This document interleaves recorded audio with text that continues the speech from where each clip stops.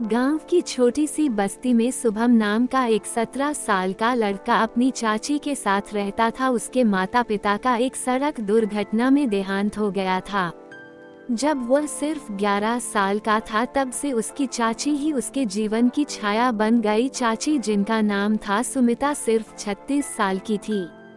उम्र ने अभी तक उनके चेहरे पर कोई शिकन नहीं डाली थी, पर दिल में बहुत कुछ दबा रखा था। उन्होंने कभी शादी नहीं की थी, सिर्फ शुभम को पालने पोसने में ही अपनी जिंदगी लगा दी। शुभम उन्हें माँ जैसा ही समझता था, लेकिन कभी खुलकर नहीं कह पाया। वो रात, एक दिन बरसात का मौसम था। आसमान में काली घटाएं छाई हुई थी और बिजली की तेज चमक के साथ बारिश शुरू हो चुकी थी। गांव में बिजली चली गई और चारों तरफ सन्नाटा था।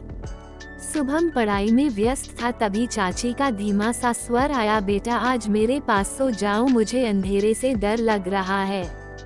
शुभम थोड़ा चौंका, क्योंकि चाची कभी इस तरह से कुछ नहीं कहती थी। उसने मुस्कुरा कर कहा, ठीक है चाची, डरने की कोई बात नहीं है, मैं हूँ ना। वो उनके कमरे में गया। चाची दीवार की तरफ मुंह करके लेटी थी और आंखें बंद थी, लेकिन उनके चेहरे पर एक बेचैनी साफ झलक रही थी।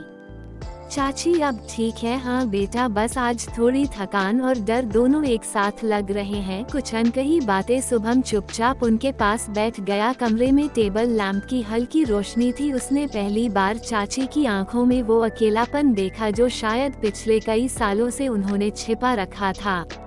तुम्हें पता है शुभम, जब तुम्हारे माता पिता नहीं रहे, मैंने भगवान से एक ही दुआ मांगी थी कि तुम ठीक रहो। मैंने कभी अपने लिए कुछ नहीं सोचा। शुभम की आंखें नम हो गई। उसने चाची का हाथ थाम लिया और कहा, अब मैं बड़ा हो गया हूँ चाची, अब मैं आपकी हिम्मत बनूंगा, अब आपको डरने की जरूरत नहीं है।